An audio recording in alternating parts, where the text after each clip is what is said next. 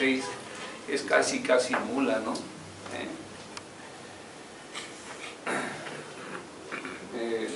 Miren, ¿cuánto es la máxima deformación que puede resistir el concreto? De 3 milésimas, ¿no? Y esto pues, no llega ni a la mitad, ¿no? Todavía el concreto tiene capacidad de resistir mayor deformación.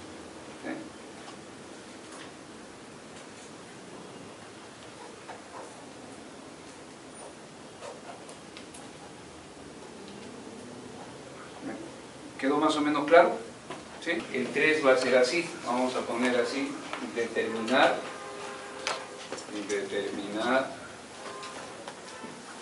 los esfuerzos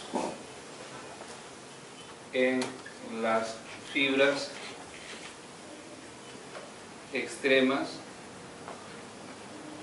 producidos por un momento de, ¿qué tal si le ponemos de 4 toneladas metro? 4 toneladas metro. Entonces, a ver, ¿qué podría concluir con ese momento? Es mayor que el momento que da inicio al agrietamiento, por lo tanto, ese momento va a ser resistido por la sección con el concreto fisurado, ¿no es cierto? ¿Sí o no? Es lo que hay que, digamos, razonar y entender, ¿ya? Entonces aquí lo que estamos viendo es que el momento actuante de 4 toneladas metro lineal es mayor que el momento que da inicio al agrietamiento, que es de 2.23 toneladas metro lineal. Entonces mi conclusión es sección fisurada. Insisto sobre el término sección, no creo que es el más correcto, es concreto fisurado, ¿no? Pero bueno. Bien, pero aquí falta revisar si se puede usar la distribución lineal de esfuerzos. ¿Cuándo se podría utilizar la distribución lineal de esfuerzos? Si el esfuerzo en la fibra extrema comprimida es menor o igual que un medio de F'C. Entonces, ya sabemos acá, el esfuerzo en la fibra extrema comprimida será el producto del momento por KD entre el momento de inercia de la sección agrietada.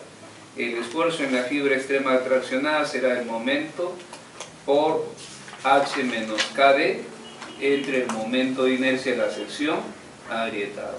Y el esfuerzo en el concreto que está a la misma altura del acero es M D menos KD entre el momento de inercia de la sección agrietada. Y luego tenemos que el esfuerzo en el acero es N veces el esfuerzo en el concreto que está a la misma altura. Entonces, ¿qué es lo que hay que hacer primero? Calcular la ubicación del eje neutro elástico. Calculamos el momento de inercia de la sección agrietada y sale todas las respuestas, y por ahí seguramente vamos a ir aprovechando los resultados para hacer uno que otro comentario.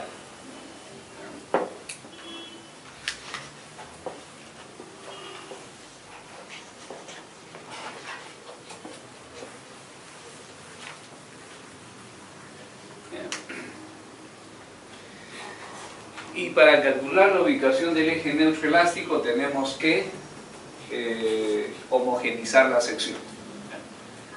Entonces miren, acá sabemos que estos son 6 fierros de 5 octavos. Los voy a ubicar por acá, la denominación 6 fierros de 5 octavos. Sé que esta es la cara comprimida y esta es la cara traccionada. ¿Por qué? Por la disposición del acero. El acero debe disponerse lo más próximo a la cara traccionada, ¿no? Pues ahí está. Entonces la distancia que existe desde la cara comprimida al centroide del acero en tracción se llama el peralte F, y esta distancia de aquí para acá le puedo llamar, no sé, pues y raíz, si quieren, ¿no? ¿Cuánto vale el recubrimiento en una viga de concreto? 4 centímetros, ¿no es cierto? 4 centímetros. Bien. El diámetro del fierrito de 3 octavos, ¿cuánto vale? 0.95 centímetros. El diámetro de un fierrito de 5 octavos es de ¿cuánto? Voy a acotarlo acá así. De 1.59 centímetros. La separación entre capa y capa, ¿cuánto debe ser? Una primera capa, otra 2 pulgadas, no, disculpen, 1 pulgada, 2.54 centímetros, ¿no es cierto? Bien, entonces, a ver, toda la cantidad de acero será 6 veces la sección transversal de un fierrito de 5 octavos, 6 por 1.98, ¿no? 11.88 centímetros cuadrados. El Y rayita será 4 centímetros de abajo. Vamos a llegar al centroide. Aquí está facilito, ¿no? Porque las capas están bien proporcionaditas. El centroide del acero traccionado va a ubicarse a la mitad del espaciamiento de acá. Será entonces 4 más 0.95, que es el diámetro del estribo, más el diámetro de la barra, más la mitad de la separación entre capa y capa. Bien, eso vendría a ser el Y raíz. 4 más 0.95 más 1.59 más 0.5 por 2.54. Resulta 7.81 centímetros. Y el D será entonces 40 menos 7.81. Y 40 menos 7.81 resulta de 32.19 centímetros. Bien, entonces la viga se va a mostrar así. El acero como una barra que tiene un diámetro equivalente, que es de 11.88 centímetros cuadrados. El peralte efectivo que acabamos de calcular, que es de 32.19 centímetros. El peralte total, que creo ya hemos indicado que es de 40 centímetros. El ancho de la viga, que es de 20 centímetros. Bien, ya tenemos eso. Ahora hay que calcular la relación modular. Es el módulo de elasticidad del acero versus el módulo de elasticidad del concreto. 2 por 10 a la 6 entre 15.000 raíz de 280. Entonces, 2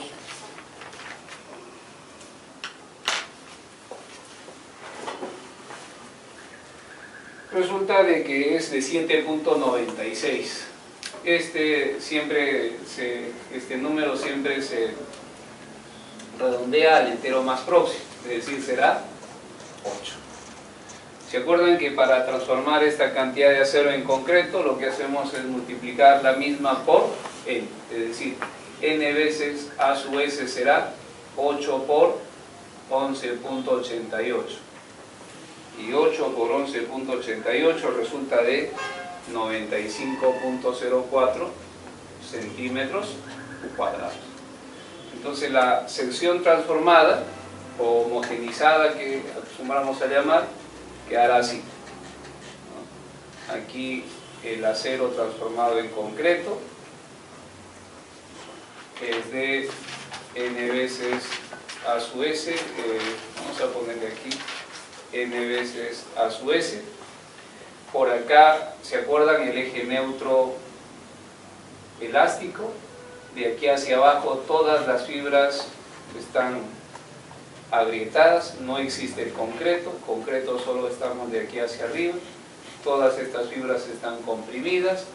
Esto es KD, la profundidad del eje neutro elástico en esa condición. Y esto viene a ser D,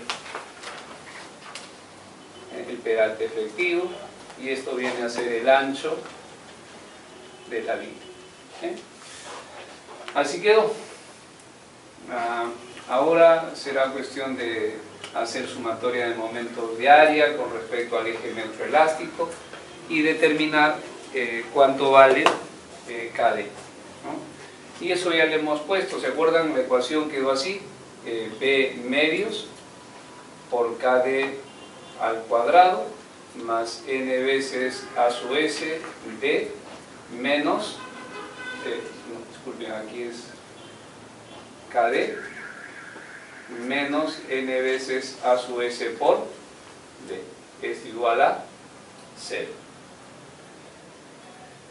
El ancho de la viga es de 25 centímetros, entonces aquí será 12.5 veces KD al cuadrado más n veces A sub S por KD, n veces A sub S es 95.04 por KD, y luego este producto que es n veces A sub S por D, es decir 95.04 por el peralte efectivo que es de 32.19.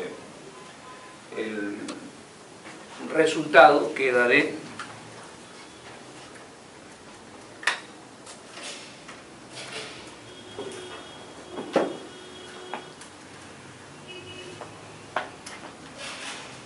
de 3059.34, esto es centímetros al cubo, menos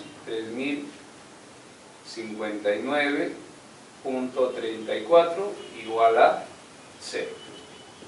Ahora hay que resolver esta ecuación de segundo grado. KD es igual, ¿se acuerdan? A menos B más menos B al cuadrado menos 4 veces A por C. Aquí me va a faltar espacio, así que creo que voy a tener que mover el asunto a otro lado, ¿no? Y será así.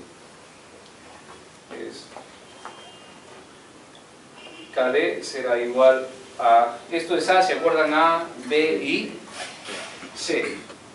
Entonces será menos B, que es 95.04, más menos B al cuadrado, que es 95.04 al cuadrado, menos 4 veces A, C, es 1059.34. Y esto entre dos veces el valor de A, 2 por 12.5. Entonces,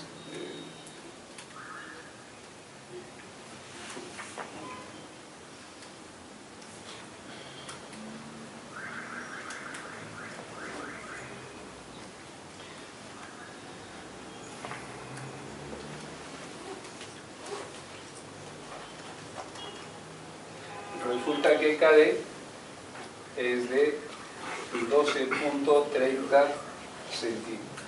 Eso es lo que resulta de KD.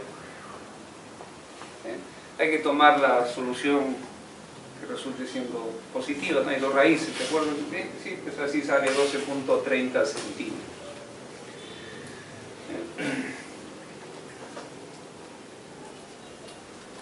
Por si acaso, esta ecuación de acá no sirve para todas las secciones, ¿no?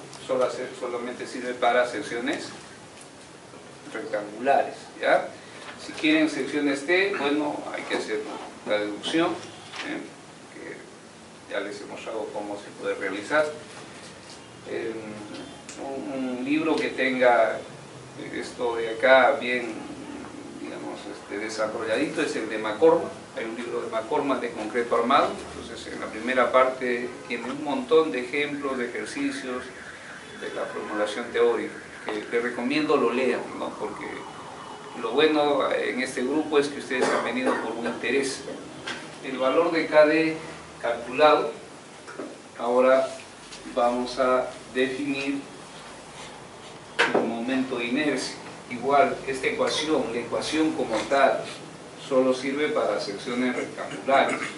Para secciones en T habrá que deducir su propia ecuación.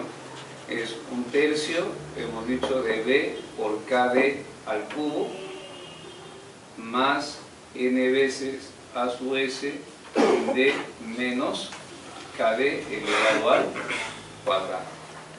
Entonces el momento de inercia de la sección erectada sería 1/3. B es 25.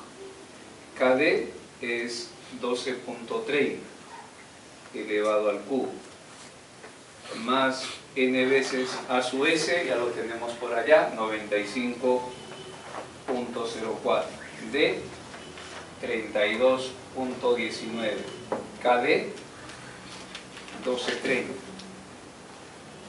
y esto elevado al cuadrado.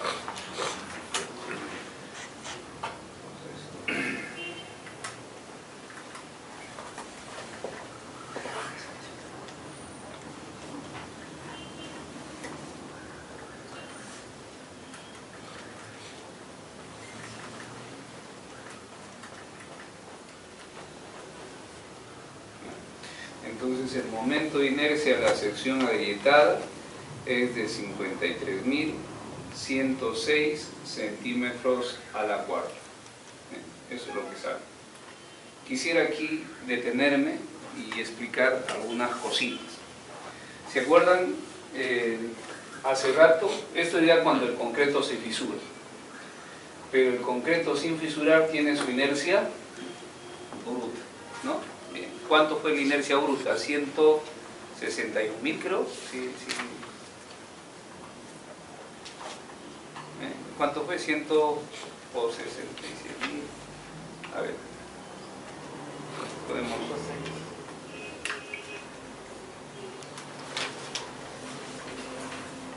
133.333 centímetros a la cuarta. Eso es lo que fue, ¿no? A ver, entonces, ¿qué es lo que sucede? Cuando el concreto se fisura, ¿qué pierde? Esto está sin fisurar. Cuando el concreto se fisura, ¿pierde qué? Pierde momento de inercia. ¿Qué se llama eso? Se llama la degradación de la rigidez flexionante del elemento estructural. Es decir, aquí LI será LI por la inercia bruta. Esta es la rigidez flexionante, ¿no? Tiene que ver con lo que... Aquí será el E por la inercia agrietada. ¿Y esto a qué va a afectar? Va a afectar a la rigidez del elemento. ¿Se acuerdan que el producto de E por I está en el denominador de qué? Del cálculo de las deformaciones. Entonces, cuando el concreto se fisura, va a tener mayores deformaciones el elemento estructural. Entonces se presenta una degradación, así es el término que se usa, de la rigidez flexionante de la sección transversal. Pierde rigidez, pierde momento de inercia. Y la pérdida de momento de inercia es significativa, porque si comparamos la inercia agrietada versus la inercia bruta, entonces si comparamos la inercia agrietada versus la inercia bruta, 53.106 entre 133.333, de 0.40. Es decir, ¿cuánto pierde? 60 por 100. Cuando se agrieta, pierde rigidez flexionante. Eso es lo primero que hay que notar en este caso. Y lo primero que se acostumbra en estos casos es calcular el esfuerzo en la fibra extrema comprimida, que es el momento por KD entre el momento de inercia de la sección agrietada. El momento es el que le vamos a aplicar, es de 4 toneladas, 4 por 10 a la 5 para pasar a kilogramos centímetros.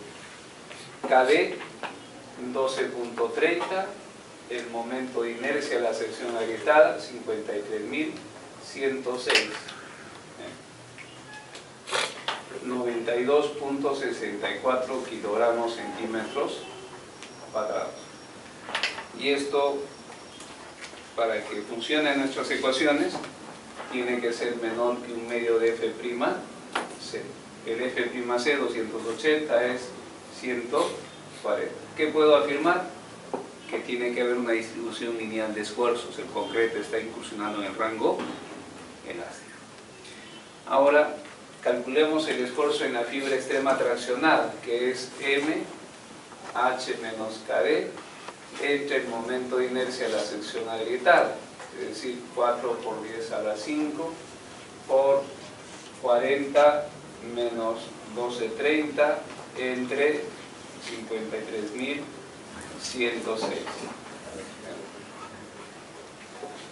208.64 kilogramos centímetros cuadrados, y esto es más que el módulo rotura, que es 2 raíz de 280, 33.46. Es decir, lo que actúa es mayor de lo que resiste. De hecho, que va a fallar el concreto, se va a fracturar el concreto, se va a agrietar, ¿no? El concreto está agrietado. Distribución lineal de esfuerzo con concreto fisú. Ahora calculamos el esfuerzo en el concreto, que está a la misma altura del acero, es M de menos KD entre el momento de inercia de la sección agrietada, es decir, 4 por 10 a la 5 será 40, o D es, ya lo perdí, 3219 menos 12.30 entre 53.106. Resulta de 149.81 kilogramos centímetros cuadrados. El esfuerzo en el acero, que está a la misma altura del concreto, será de 8 veces, fue 8, ¿no? 8 gramos. 8 veces 149.81. Bien, y resulta de 1.199 kilogramos centímetros cuadrados. Esa información es usada en el diseño del concreto armado.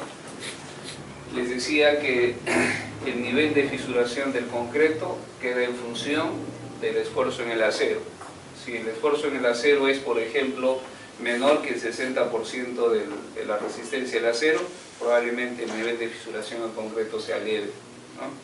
Pero si el esfuerzo es muy grande, entonces probablemente la fisuración del concreto sea también muy grande. Entonces, la fisuración del concreto se controla manejando el esfuerzo en el acero traccionado. Hay que tratar de reducir el esfuerzo en el acero traccionado.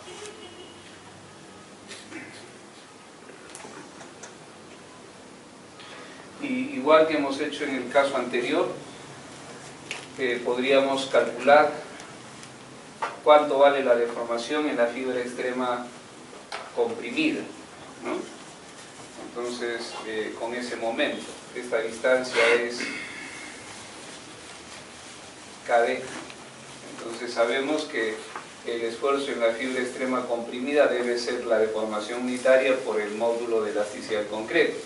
Esta expresión solamente es válida si es que se satisface esta condición de acá. El concreto tiene que estar en el rango elástico. La deformación del concreto es el esfuerzo entre el módulo de elasticidad. 92.64 entre, esto de acá ya lo habíamos calculado, el 250.998, ¿sí? Y queda 3.69 por 10 a la menos 4. La rotación que sufre la sección, la rotación es de S entre KD, será de 3.69 por 10 a la menos 4 entre KD, que es 12.30,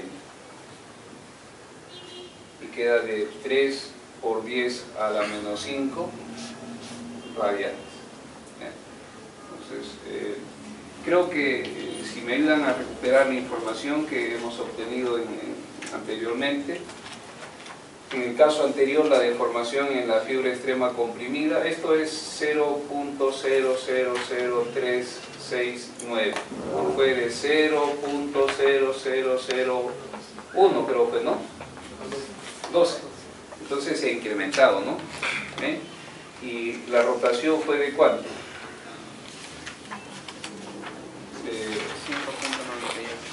5.98 por 10 a la menos 6 radianes. También la rotación se ha incrementado, ¿no? Entonces la sección sigue girando, ¿no? Sigue girando.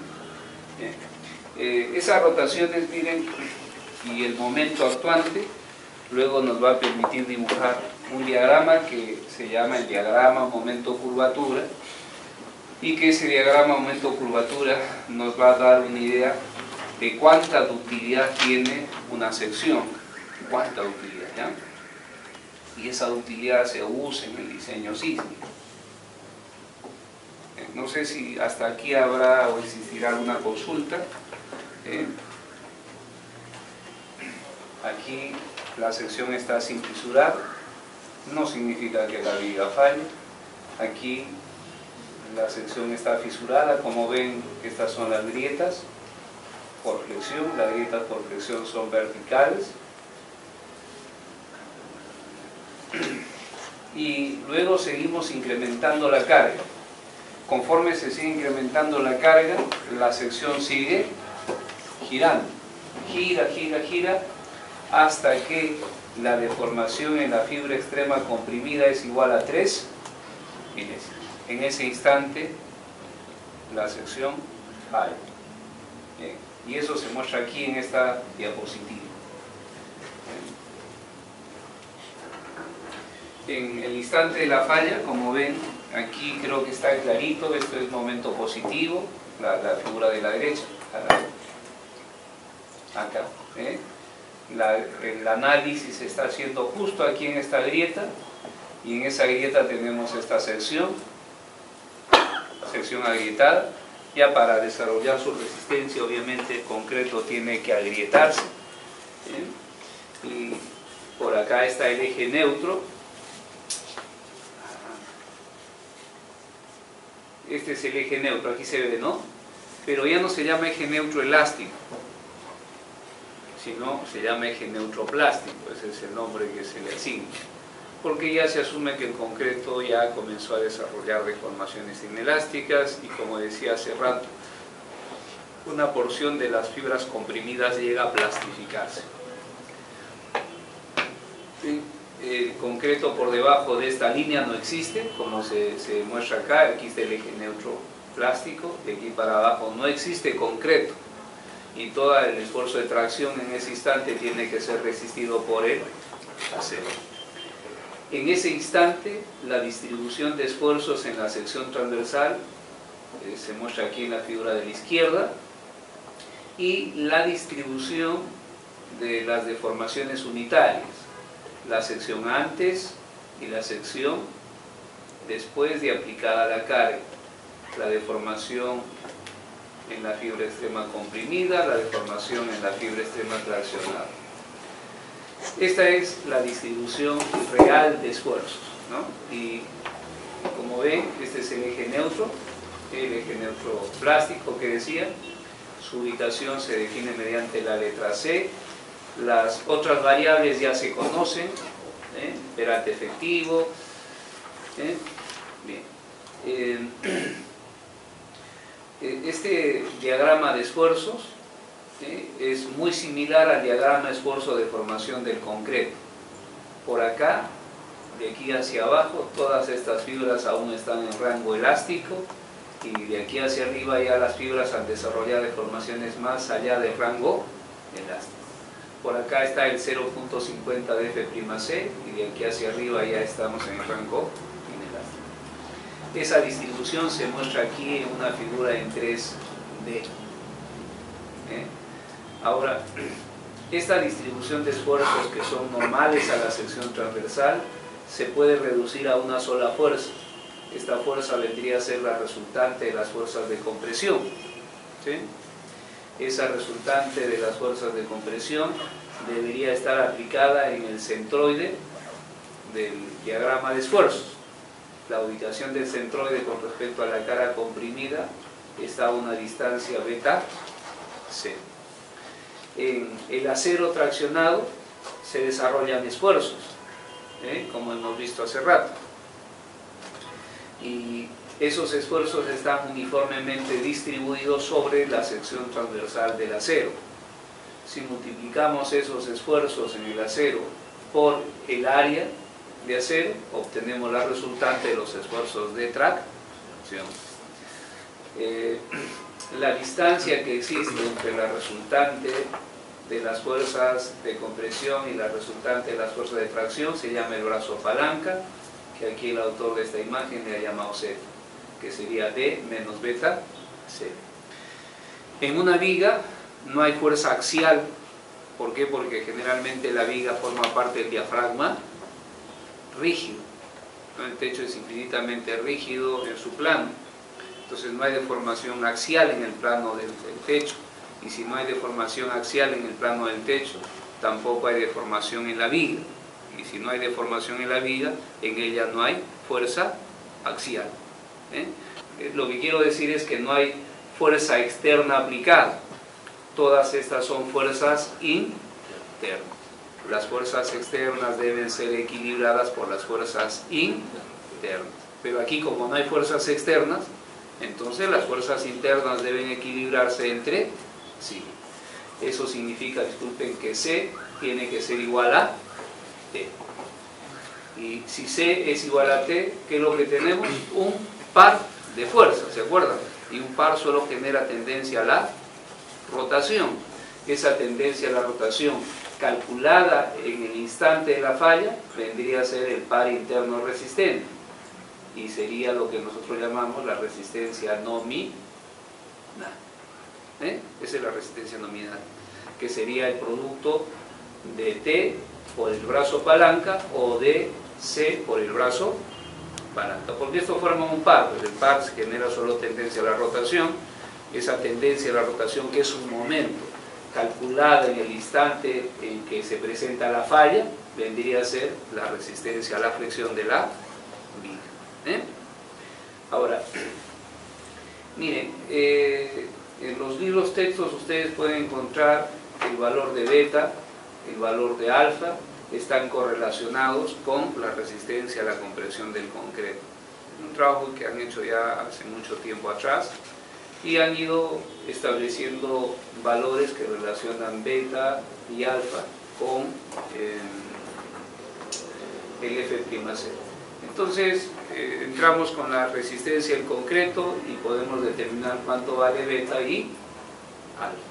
Y con eso calcular el valor de C. El valor de C, que es el volumen, se podría calcular como un esfuerzo promedio, alfa F'C es el esfuerzo promedio, multiplicado por el área comprimida. El área comprimida sería el valor de C por el ancho de la viga, ¿no? Por el ancho de la viga. Bien, entonces, y ya teniendo la resultante de las fuerzas de compresión, se puede calcular por equilibrio la fuerza de tensión y luego, conociendo la ubicación de la resultante, conocemos el brazo palanca y luego conocemos cuánto vale M sub. ¿Sí? Este procedimiento, digamos, ha sido implementado hace mucho tiempo atrás y es tedioso, ¿no? Porque hay que estar entrando a esas tablas, leer el valor de alfa, beta y pierde tiempo. Entonces, luego, un investigador llamado Whitney, digamos, planteó la posibilidad de reemplazar esta distribución real de esfuerzos por una distribución rectangular equivalente, ¿no? Y la idea es que estos dos sistemas nos den la misma resistencia a la flexión, el mismo momento resistente. Entonces, con este de acá debo obtener la misma resistencia a la flexión para que sean sistemas equivalentes, ¿no? Entonces, Whitney hizo esa formulación y luego obtuvo lo siguiente, que por ejemplo, que esta distribución se puede reemplazar por una distribución rectangular en la que el esfuerzo sobre una porción comprimida en concreto es igual a gamma por F'C, y que la profundidad de este diagrama de esfuerzos uniformes es igual a A, ¿no? Y luego a través de la comparación con la condición real llega a definir que gamma es 0.85, y que el valor de A es igual a una fracción de la profundidad del eje neutro. Esa fracción es beta 1 por C. ¿Bien? Bien. Entonces, eso se puede demostrar fác'ilmente. Y bueno, con esa distribución rectangular es mucho más fácil de definir, porque si esto es 0,85 de F'C y A es una fracción de C, entonces la profundidad del bloque de compresiones se conoce, la resultante de los esfuerzos de compresión sería el 0,85 F'C A por B, el volumen del diagrama de esfuerzos. La resultante de esas fuerzas de compresión quedarían ubicadas en el centroide del diagrama de fuerzas, que sería a una distancia a medios con respecto a la cara comprimida. Como de aquí a acá tenemos D, entonces el brazo palanca es D menos A menos. El asunto se resuelve de una manera más simple, ¿no es cierto? Entonces voy a, tomando como referencia esto, voy a tratar aquí en la pizarra de mostrar todo lo que acabamos de decir. De este modo, o sea, A sub S, una barra con diámetro equivalente, el peralte efectivo, que es D, el ancho de la viga, que es B. La sección más esforzada, que en nuestro caso sería aquella ubicada al centro de la viga. Miramos todo lo que queda a la izquierda de la viga. La sección antes de aplicarse la carga, la sección después de aplicada la carga, lo único que hace es girar. Por acá tenemos la deformación en el concreto, la deformación útil se llama. Lo máximo que puede resistir el concreto es de 3 milésimas. La profundidad del eje neutro, que se llama C. Aquí el acero, mostrado con trazos discontinuos, tiene una ubicación con respecto a la cara comprimida, que es D. Esto es el eje neutro plástico. Acá tenemos la deformación del acero traccionado, eso es calculada al centroide del acero. Bien, nuestra viguita lo que tiene es lo siguiente, la viguita que estamos tomando como referencia. ¿Se acuerdan? Primero se agrietó, ¿no? Se agrieta, el acero es el que va a tener que tomar los esfuerzos de tracción, y luego seguimos incrementando la carga hasta que el concreto se aplasta.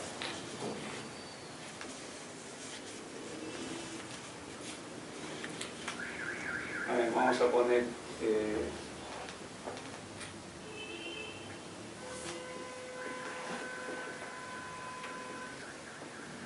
el aplastamiento del concreto. Se aplasta el concreto, ¿no? En ese instante se presenta la falla, y si esto se llama el diagrama de formaciones unitarias, diagrama de formaciones unitarias.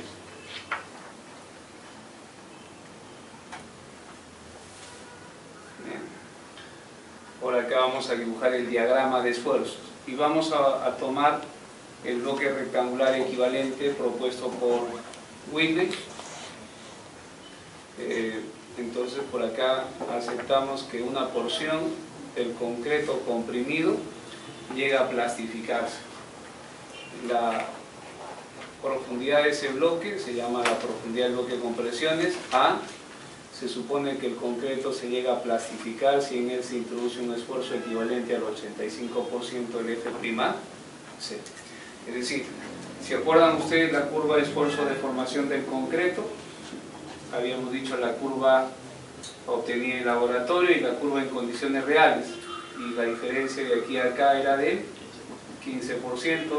Este es lo real, ¿no? Lo real, lo de arriba es lo que se obtiene en el laboratorio. Entonces aquí esto es del 85% del F'C. Cuando todas las fibras desarrollan un esfuerzo del 85% del F'C, esas fibras pierden rigidez y en ese instante el concreto se plastifica. Eso es lo que sucede. Y se plastifica en esta condición, ¿no? Bien, esto es C, la profundidad del bloque de compresiones, o lo dejamos ahí, ¿no? Ya lo tengo acá, la profundidad del eje neutro, ¿no? acá el acero, el esfuerzo que se desarrolla en el acero, que se llama Fs. Y de aquí hacia acá tenemos esta distancia que es el valor de D. A esto le llamamos nosotros el diagrama de esfuerzos. Y por acá colocamos la resultante de las fuerzas de compresión, que se llama C, y como la resultante debe recaer en el centroide del diagrama de esfuerzo, significa que de aquí hacia acá tenemos ¿cuánto? A medios. Bien,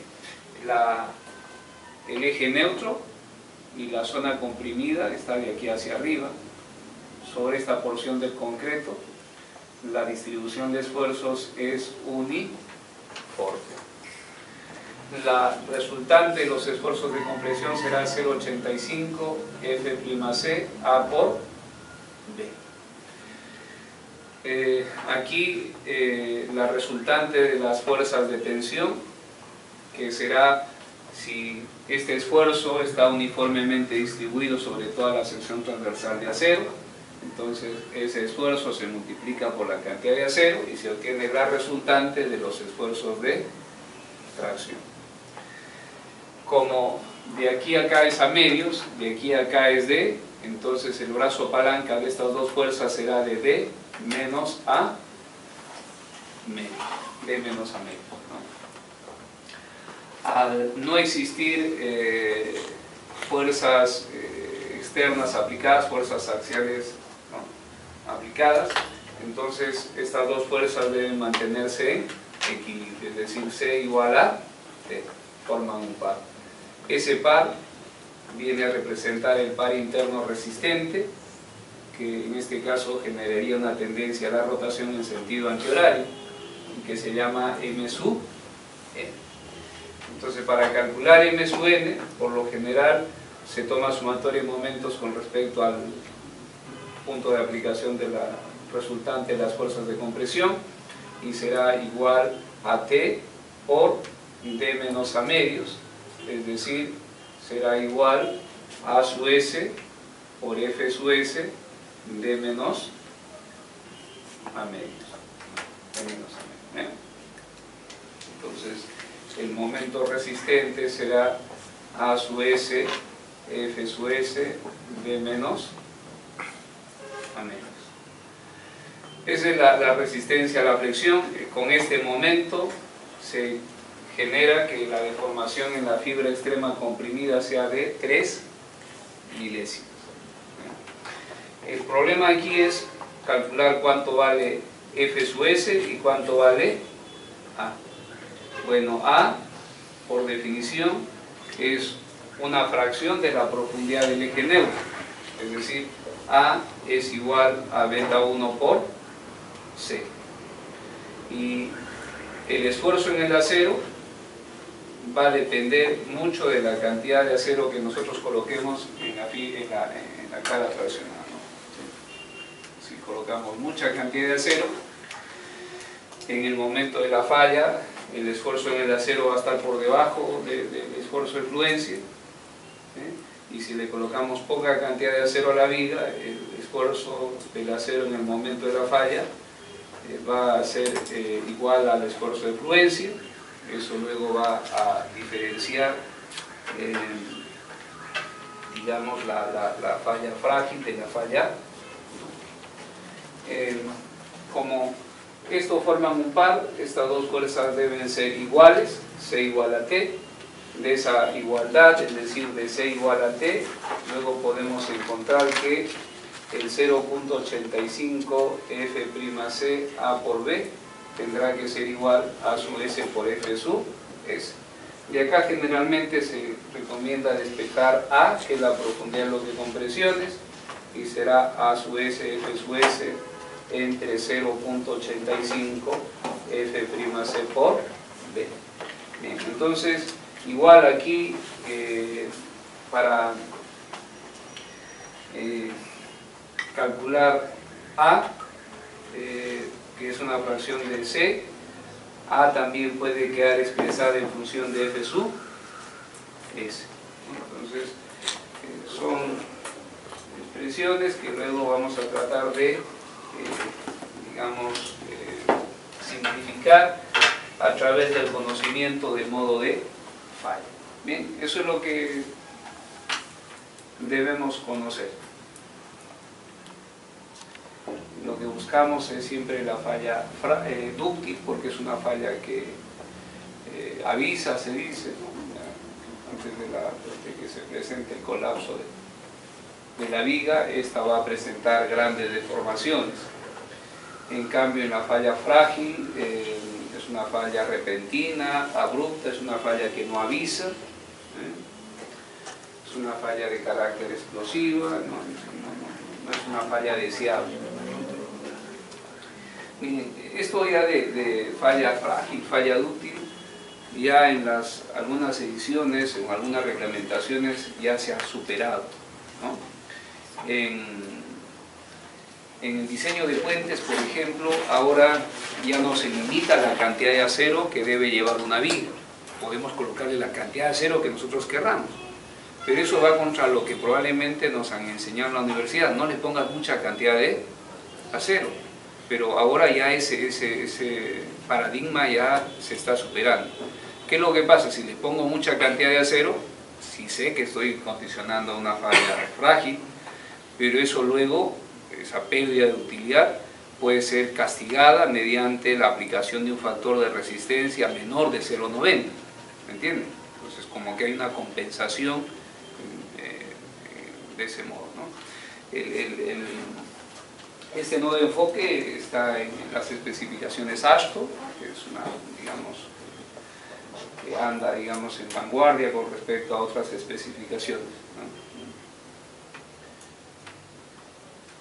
También, por ejemplo, cuando tenemos ya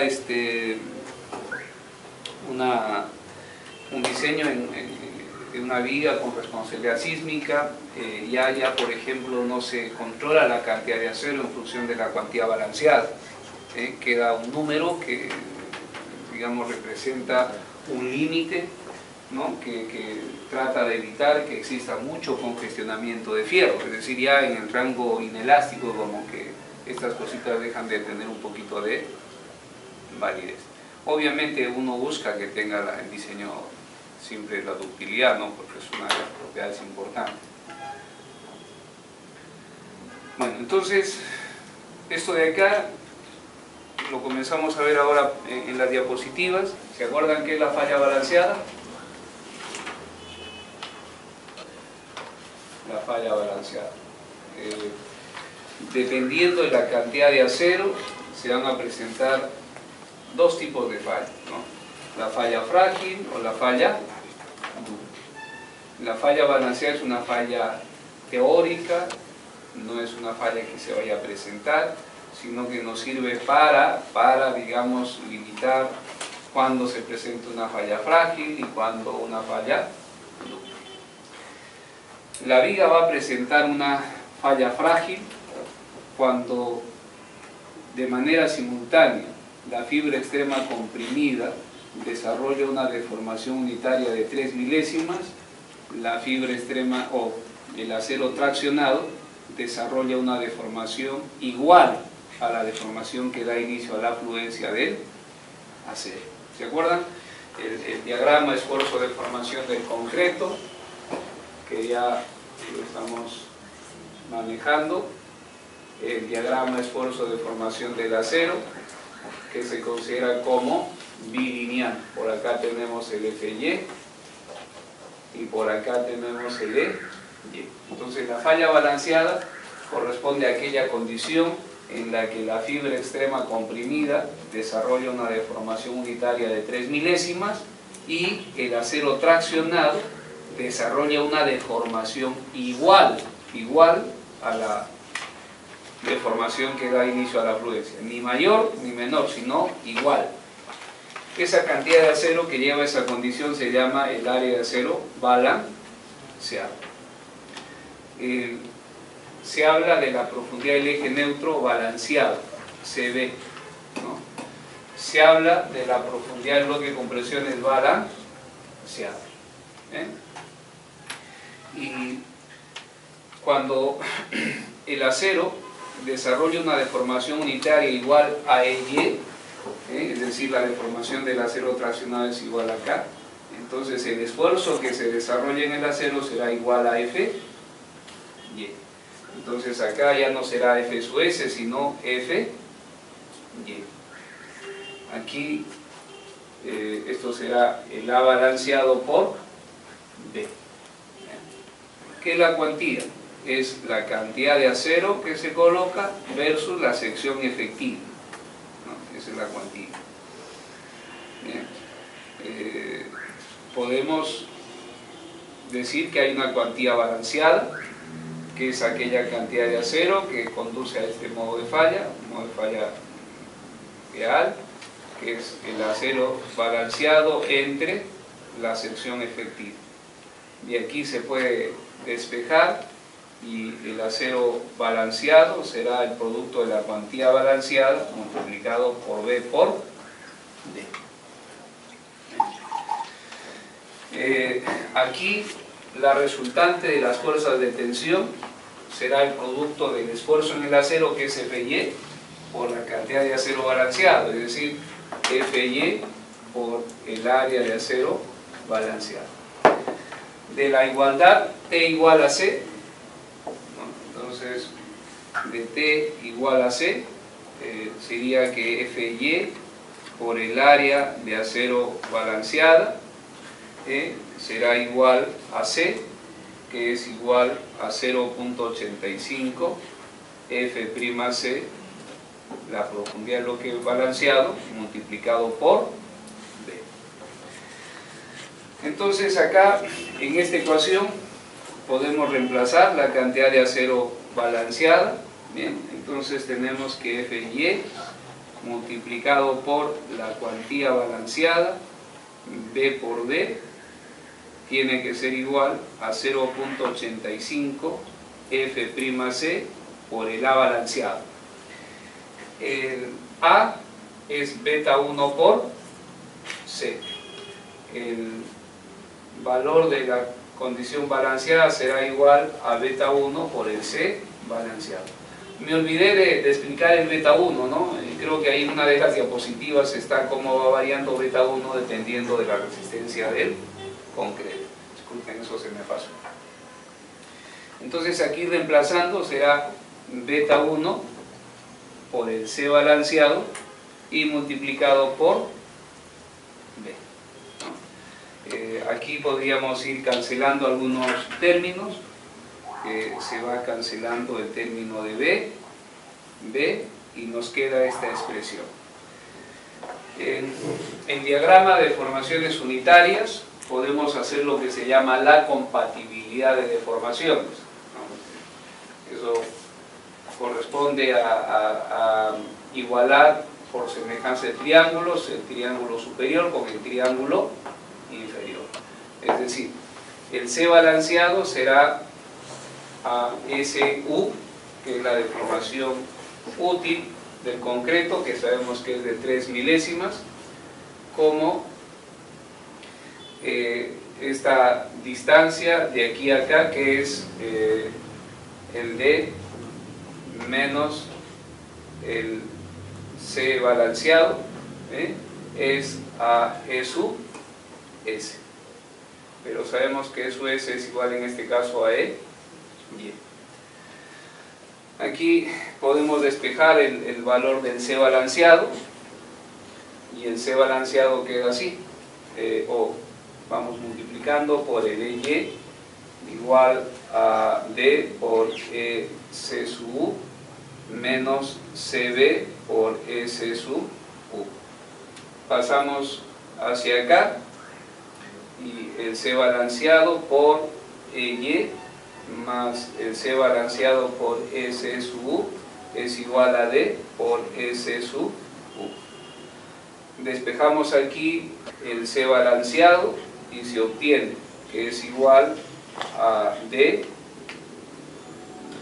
entre, o lo podría colocar así, S sub U entre EY más S sub U. y esto multiplicado por D. Esa es la profundidad del eje neutro balanceado, que como ven queda en función de S sub U, EY y S sub U. Aquí podríamos hacer lo siguiente, ¿no? En esta expresión sabemos que S sub U es igual a 3 milésimas y que el EY es igual a FY entre sub S. Además conocemos que E sub S es de 2 por 10 a la 6 kilogramos centímetros cuadrados. Entonces, al reemplazar en esta expresión S sub U, EY, vamos a obtener que la condición CB es igual a 6000 FY más 6000. O creo que aquí estamos acostumbrados a colocarlo diferente. No. 6000 más FY. Y esto multiplicado por D. ¿Ya? Entonces, esta es la profundidad del eje neutro en condiciones balanceadas y expresada en términos de FY, ¿no? Reemplazamos en esta ecuación de acá y queda que FY multiplicada por la cuantía balanceada por D es igual a 0.85 F'C beta 1 por el C balanceado, que es 6000 más F y esto multiplicado por D. Entonces acá lo que hacemos es cancelar el valor de D y luego despejamos de esta expresión la cuantía balanceada. Y aquí al despejar obtenemos que la cuantía balanceada es igual, ordenando convenientemente, el 85% de beta 1 F'C entre FY pasa al denominador acá y multiplicado por 6000 entre 6000 más Fy. Esa es la cuantía balanceada. Y esa cuantía balanceada es la que nosotros usamos para comprobar si le hemos colocado mucha o poca cantidad de acero. Por ejemplo, decimos, si la cuantía del acero en tracción, ¿no?, en una viga simplemente reforzada, porque esto vale para simplemente reforzada, que es A sub S entre B por D, es menor que la cuantía balanceada, entonces la falla es doble, ¿no? Y si la cuantía menor o igual, si la cuantía es mayor que la cuantía balanceada, entonces estamos frente a una falla frágil, ¿no? Una falla frágil. Entonces, esos son los dos modos de falla que nosotros tenemos que comenzar a identificar, ¿no? Bien, este modo, miren, ya en el tiempo va perdiéndose, ¿no?, este enfoque, el enfoque de la cuantía balanceada. El enfoque más moderno es en función de las deformaciones límites, las que plantea el ACI 318 del 2012 hacia adelante, ¿no? Aquí el enfoque en el que las secciones ya no se clasifican de este modo, sino se clasifican en función de la deformación del acero más traccionado y en ese caso, se acuerdan, dependiendo de la deformación, ¿no?, del acero más traccionado, si es de más de 5 milésimas, sección controlada por tracción; si es menos de 2 milésimas, sección controlada por compresión; y si está entre 2 y 5 milésimas, se trata de una sección de transición, ¿no? Ese es el nuevo enfoque, y que que esperamos ya en las nuevas ediciones de nuestro reglamento se adopte.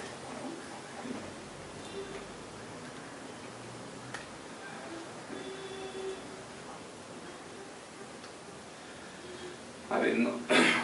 Solamente para reiterar esto, la condición de falla balanceada se va a presentar cuando la deformación en la fibra extrema comprimida es de 3 milésimas y la deformación del acero traccionado es igual que la deformación que da inicio a la fluencia.